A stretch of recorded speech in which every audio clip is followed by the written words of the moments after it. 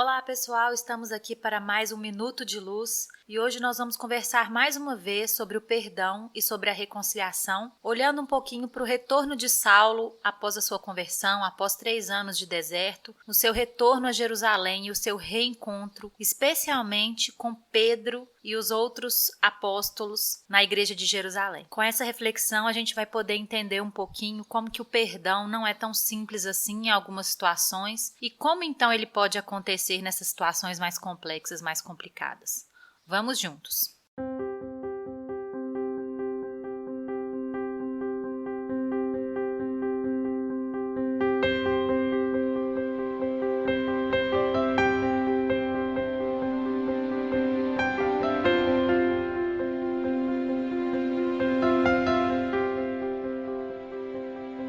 Após Saulo se encontrar com Áquila e Prisca no deserto e após eles se reconciliarem, após Áquila perdoar Saulo pela morte de seu pai no movimento de perseguição aos cristãos em Jerusalém e após saber que Gamaliel, seu professor da juventude, havia falecido, Saulo decide então voltar a Jerusalém para reconciliar-se com aqueles a quem ele havia ferido, como rabino e como perseguidor dos cristãos. Ele decide realizar a viagem de volta sem confortos, enfrentando as dificuldades e utilizando as próprias forças para essa viagem. Ele passa pelas cidades onde Jesus havia pregado na Galileia e acaba conhecendo Levi, filho de Alfeu, em Cafarnaum, e Madalena, em Dalmanuta, já recolhendo informações de pessoas que conviveram diretamente para Jesus, pensando nos trabalhos futuros que ele realizaria. E chega então a Jerusalém, onde já encontrou grande resistência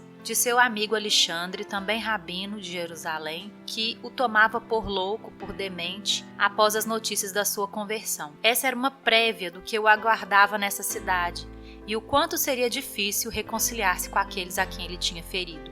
Tanto os judeus, por ter abandonado o posto de rabino para se tornar cristão, o que era uma vergonha para o seu povo, uma traição, quanto para os cristãos da cidade, que haviam sofrido muito com suas perseguições, que desencadearam um êxodo enorme de cristãos trabalhadores para outros campos, fugindo das perseguições tão intensas que Saulo iniciou. E é assim, após uma viagem longa, a pé, que tinha debilitado muito sua saúde, que Saulo, envergonhado, bate às portas da Igreja do Caminho em nome de Jesus. Quem abre a porta é um trabalhador da casa chamado Prócoro, que vai logo perguntar a Pedro se receberiam Saulo. E naquele momento eles decidem que não receberiam Saulo imediatamente, que ele voltasse outra hora, pois Pedro queria se reunir com outros cristãos destacados na igreja de Jerusalém para conseguir decidir como lidar com essa chegada inesperada de Saulo convertido, supostamente convertido, porque o que circulava em Jerusalém eram lendas sem confirmação de que Saulo havia então se convertido ao cristianismo. O foco do nosso Minuto de Luz de hoje, então, será a fala de Pedro relativamente ao que eles poderiam fazer em relação a Saulo. O que estava acontecendo? Muitos, como Tiago, Nicolau, estavam contra a recepção de Saulo na igreja de Jerusalém. Afinal, muitos estavam ali mutilados por causa das perseguições capitaneadas por ele. E outros, como Barnabé e o próprio Pedro, e também João, se compadeciam da situação que Prócoro descreveu de doença de Saulo, da humildade com que ele se dirigiu à igreja, para dizer que deveriam dar uma oportunidade a ele em obediência ao princípio cristão do perdão 70 vezes 7. Então, olha a situação. Jesus ensinou o perdão. E agora? Mas os apóstolos não sabiam se Saulo havia realmente se convertido ou se estava buscando uma nova oportunidade de fazer mal à igreja de Jerusalém. Esse era o impasse, porque o perdão nesse momento parecia uma ingenuidade. Então, como Pedro, com sua sabedoria e com sua alta inspiração cristã, resolve a situação? Vamos ouvir o que ele disse.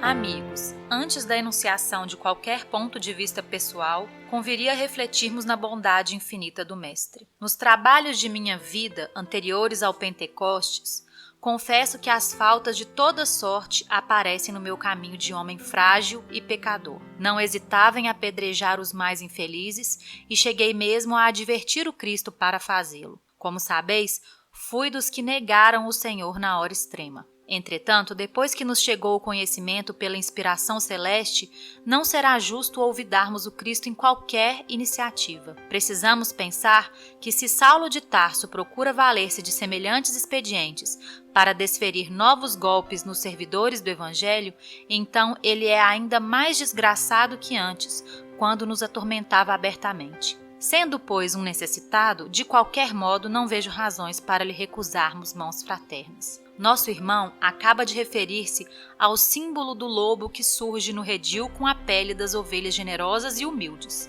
Concordo com essa expressão de zelo. Também eu não pude acolher Saulo quando hoje nos bateu à porta, atento à responsabilidade que me foi confiada. Nada quis decidir sem o vosso concurso. O mestre nos ensinou que nenhuma obra útil se poderá fazer na terra sem a cooperação fraternal. Mas, aproveitando o parecer enunciado, examinemos com sinceridade o problema imprevisto. Em verdade, Jesus recomendou-nos acautelássemos contra o fermento dos fariseus, esclarecendo que o discípulo deverá possuir consigo a doçura das pombas e a prudência das serpentes. Convenhamos em que, de fato, Saulo de Tarso possa ser o lobo simbólico. Ainda aí, após esse conhecimento hipotético, teríamos profunda questão a resolver. Se estamos em uma tarefa de paz e de amor, que fazer com o lobo depois da necessária identificação? Matar? Sabemos que isso não entra em nossa linha de conta. Não seria mais razoável refletir nas possibilidades da domesticação? Conhecemos homens rudes que conseguem dominar cães ferozes.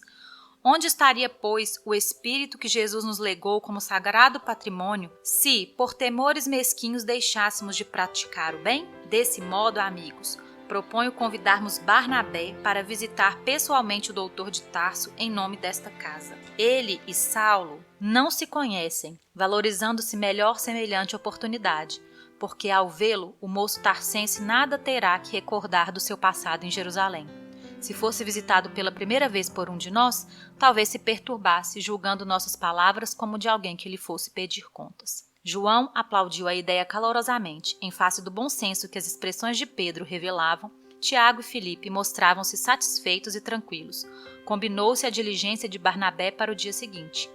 Aguardariam Saulo de Tarso com interesse. Se de fato sua conversão fosse real, tanto melhor.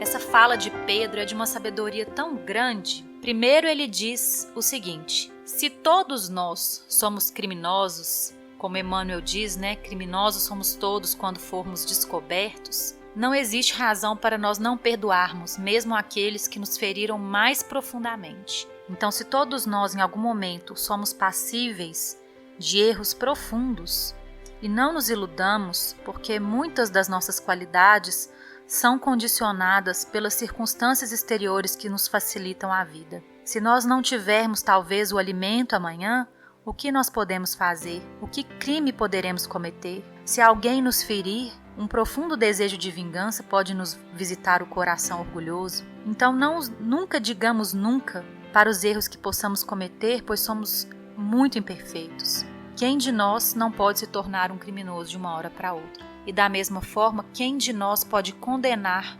definitivamente alguém e, portanto, não perdoar esse alguém? É o que Pedro está dizendo. Eu errei muito.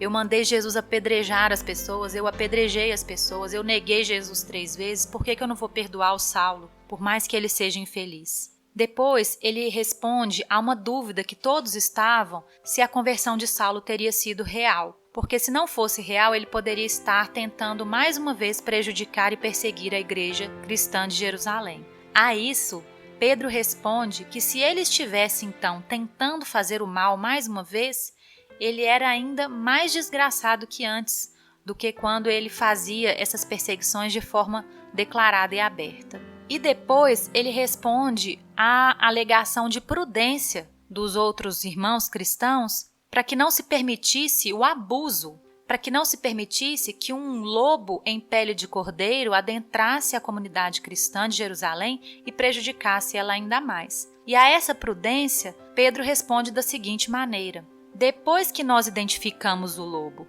o que a gente faz com ele? Depois que sabemos que alguém tem sido criminoso em seus comportamentos, o que nós fazemos? O que um cristão que conhece Jesus e sabe do poder de transformação que o cristianismo tem sobre as almas por causa do amor, o que a gente faz com o criminoso? O que a gente faz com o lobo? Mata? E aí ele usa a imagem do lobo para falar da domesticação, da educação. A tarefa do cristianismo é a da educação das almas. Então a gente não pode, segundo o pensamento que Pedro está sugerindo aqui, nunca privar alguém, por mais criminoso que seja, da possibilidade do contato com o amor e com o bem, para que essa pessoa se regenere, para que ela tenha a oportunidade de se curar, de se transformar, de se melhorar. E ao mesmo tempo não seria prudente abrir as portas de Jerusalém cheias de necessitados, cheias de obras importantes em nome do cristianismo, à maldade de Saulo, caso ele não houvesse se convertido realmente. Então ele busca a solução ideal, que seria uma visita de Barnabé a Saulo, aonde ele estava, na hospedagem em que ele estava. E não termina por aí. Então ele ofereceu o perdão a Saulo, ofereceu a oportunidade do contato com o bem que Saulo precisava naquele momento, e aí não parou por aí. A escolha de Pedro por Barnabé para visitar Saulo foi pensando em evitar que Saulo se sentisse julgado pelo seu passado ao reencontrar um daqueles a quem ele já havia ferido. Isso é de uma caridade tão grande para com alguém que, no ponto de vista da vingança, não mereceria tanta consideração.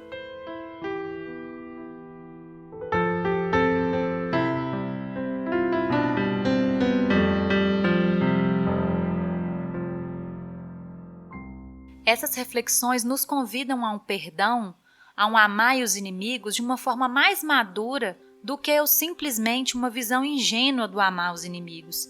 Isso é muito importante e nem por isso deixa de ser amar os inimigos. Porque se nós pensarmos em amar o inimigo simplesmente como abraçá-lo novamente, como acolhê-lo novamente na nossa intimidade, nós podemos cair em situações de abuso, em situações de novas feridas sendo abertas, em situações até perigosas. Não foi isso que Pedro fez. Mas também não foi, já que eu não posso perdoar, já que eu não quero sofrer de novo, já que eu não quero ter contato com essa pessoa novamente, não há perdão. Então, se Jesus mandou perdoar, eu não acredito mais em Jesus. Jesus falou um tanto de bobagem e o cristianismo é superficial e não resolve essa situação para mim. Esse pensamento é uma forma muito simples e pouco dedicada de pensar no bem. Se a gente se dedicar um pouquinho mais a querer fazer o bem, nós vamos descobrir uma forma de perdoar sem nos ferirmos novamente. Então, ok, não quero sofrer de novo, não quero ser ferido novamente por aquele que me feriu, mas então como fazer o bem nessa situação? Porque o convite de Jesus ao amar os inimigos é esse, é o de nós não colocarmos condições para fazer o bem àquele que nos feriu. E como nós vamos fazer o bem? De uma forma verdadeira nessa situação. E aí nós vamos encontrar com a inspiração dos bons espíritos, com as orações, formas de perdoar e de fazer o bem ao inimigo, sem que ele nos fira novamente, sem que as situações violentas se agravem na nossa vida. E aí nós vamos ver a grandeza de Jesus agindo e o quanto o cristianismo é muito mais do que recomendações superficiais para a nossa vida.